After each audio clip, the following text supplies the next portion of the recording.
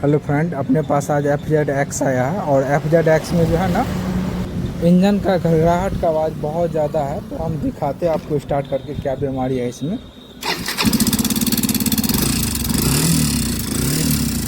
चलिए इसको खोलते हैं तो हम जानते हैं क्या बीमारी है, आपको बताते हैं। बने रहिए वीडियो में।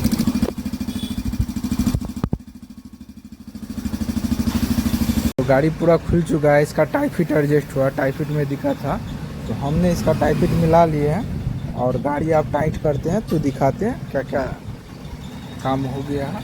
अब फाइबर इसका टाइट करते हैं, फाइनल हो गया। गाड़ी का फाइनल लुक देखिए और गाड़ी का साउंड सुनाते हैं।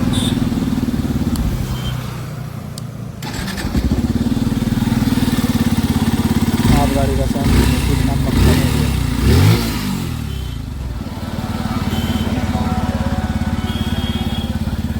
सुधीर मोटर्स या